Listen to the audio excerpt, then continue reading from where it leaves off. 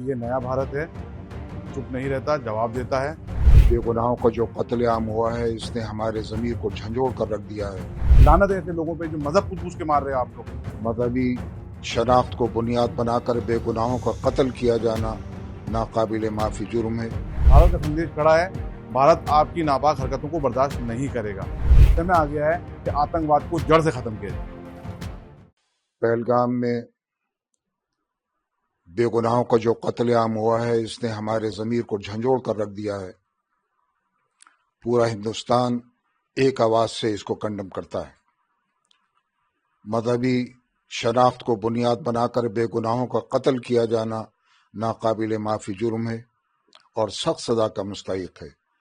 मैं आज सोगवार ख़ानदानों के गम में बराबर का शरीक हूँ और आइंदा आने वाले जुमे को इस हवाले से जामे मस्जिद से खिताब भी करूँगा कि ये नया भारत है, चुप नहीं रहता, जवाब देता है। अब जवाब सिर्फ शब्दों से नहीं, फैसलों, एक्शन और नतीजों से दिया जाता है, जिसका कल आपको उदाहरण मिला देखने को। और जिस तरीके से भारत सरकार ने वहाँ के राजनीतिकों को यहाँ के जो वापस रवाना करने के आदेश दिए हैं और जब तमाम वीज़े कैंसिल किए हैं, ये होना भी ज़रूरी था। कि देखिए, ताल्लुकात और आतंकवाद एक साथ नहीं चल सकता। पाकिस्तान को अब निर्णय लेना है कि आतंकवाद के साथ देना है या अपने पड़ोसी मुल्क के साथ अच्छे संबंध रखना है। भारत का संदेश खड़ा है, भारत आपकी नापाक हरकतों को बर्दाश्त नहीं करेगा। तो कल जो भारत सरकार ने फैसले लिए हैं, देखिए जब भी फैसले होते हैं डिप्लोमेटिक तरीके से भी मारे, इस तरीके से बहुत सीधी, ये पूरी तरीके से पाकिस्तान की रीढ़ की हड्डी को तोड़ने का फैसला था। वहाँ के जो अकाउंट के बैठे हुए हैं, वहाँ के जो हुक्मरान बैठे हुए हैं, सरकार बैठी हुई है और जो वहाँ की सेना जो बड़े बड़े बोल रही थी कुछ दिन पहले, उनको इसके नतीजे सामने देखने फेस करने पड़ेंगे और उनको इसके असरात भी पता लग जाएंगे। क्योंकि जो जल संधि का जो फैसला होल्ड पे रखा गया है, वो बहुत इंपॉर्टेंट फैसला है। उससे क्योंकि पाकिस्तान की 80% खेती जो है, सिंचाई जो है, वो उस पानी से होती है। वहाँ हाइड्रो पावर जो प्रोजेक्ट चल रहे हैं वो उस पानी पे निर्भर हैं और इससे जल संकट के साथ साथ ऊर्जा संकट भी उत्पन्न होगा, जो पाकिस्तान की इकोनॉमिक लेवल पे पूरी तरीके से रीढ़ की हड्डी को तोड़ेगा और इसका सीधा असर पाकिस्तान की सरकार पे, उनकी सेना को देखने को मिलेगा।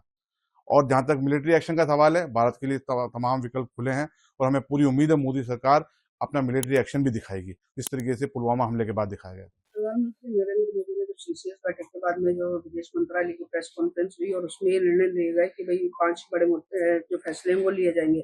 उसके बाद से पाकिस्तान भी अलर्ट पर है। जो 18 फाइटर जेट हैं वो लाहौर और रावलपिंडी को गए। देखिए, पाकिस्तान कितना अलर्ट हो जाए, भारत की आज की तारीख में सैन्य शक्ति का मुकाबला कोई नहीं कर सकता।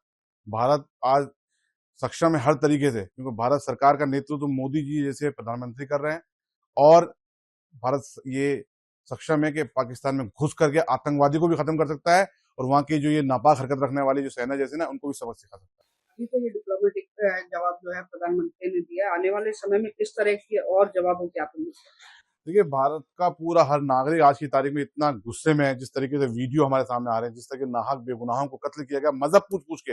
लानत है ऐसे लोगों पे जो मजहब पूछ-पूछ के मार रहे हैं आप लोग। किस धर्म का एग्जाम्पल दे रहे हो? इस्लाम में इसकी जगह कहाँ है?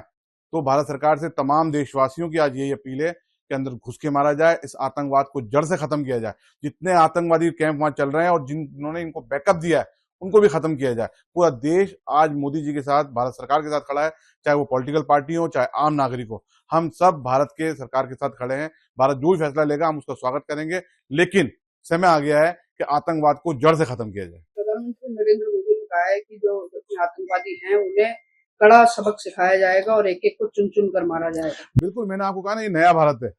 अब जवाब सिर्फ शब्दों से नहीं, फैसलों, एक्शन और नतीजों से दिया जाता है और मोदी सरकार से हमें पूरी ये उम्मीद है कि चुन चुन के मारा जाएगा जिन जिन लोगों ने नाहक बेगुनाहों का कत्ल किया है, उन आतंकवादियों को भी, उनको बैकअप करने वालों को भी। देखिए, भारत सरकार और भारतीय सेनाओं का लोहा पूरी दुनिया मानती है आज की तारीख में, और भारत सरकार और भारतीय सेना इतनी सक्षम है कि आतंकवाद को उनके घर में घुस के खत्म कर सकती है। पाकिस्तान ये ना भूले कि 1965 की जंग के अंदर भारतीय सेनाओं ने लाहौर में जाके चाय पी थी। तो जब भारतीय सेना उस जमाने में वहां पहुंच गई, तो आज की तारीख में भारतीय सेना सक्षम है हर तरीके से कि पाकिस्तान के कोने में घुस घुस के आतंकवादियों को चुन चुन के मार सकते हैं। और अब वक्त आ गया है कि पाकिस्तान से पीओके को अलग किया जाए। पाक ऑक्यूपाइड कश्मीर अनधिकृत तौर से उन्होंने कब्जे में लिया और वहां जुल्म ज्यादती हो चुकी है। तो अब भारत सरकार को चाहिए उसको वहां से अलग कराए और अपने भारत में शामिल करे, इस कश्मीर को मुकम्मल करे। जो कश्मीर में हादसा जो हुआ है, ये आतंकवादी नापाक साजिशें और नापाक मंसूबे जो हमारे बेगुनाह हिंदू भाइयों पर जो हमला हुआ है, हम उनको सख्त शब्दों में उसको वखोड़ते हैं और उसकी मजम्मत करते हैं। और जो भाईचारा हमारे देश में है वो हमेशा से है और रहेगा, जिसको बिगाड़ने के लिए ये पाकिस्तान की नापाक साजिशें और ये जो है इनके पालतू आतंकवादी जिसकी नापाक साजिशों को हिंदुस्तान में जो है कामयाब कभी नहीं हुए और होने भी नहीं देंगे इंशाअल्लाह। हम सब हिंदू मुसलमान एक दूसरे के भाई हैं और इस गम में जो 27 बेगुनाह की जो जान गई है वो शहीद हुए हैं, हम उनके गम में बराबर शरीक हैं और इंशाअल्लाह हमारा भाईचारा जो है वो हमेशा बना रहेगा। हम इसको सख्त शब्दों से वखोड़ते हैं और इनकी मजम्मत करते हैं और भारत सरकार से कहते हैं कि अब जो है ये सब्र का वक्त नहीं है, अब सब्र का पैमाना छलका जा रहा है, लिहाजा इसका जल्दी से जल्दी कोई उपाय किया जाए और उन जालिमों को उनकी सजा दी जाए। और भारत सरकार से मैं तो खुद ये कहता हूँ कि वो मुसलमानों को भी इजाज़त दे और हथियार दे ताकि हम पाकिस्तान में घुस के उसका जवाब दें उसे। ये हमारा हौसला है, हमारे ही भाई बहन हैं जिनको ये दर्द हुआ है, कश्मीर में गए उनको ये दुख हुआ है, उसका बड़ा दुख है और हम अपनी भीनी आंखों से उन्हें खूब खूब श्रद्धांजलि अर्पण करते हैं।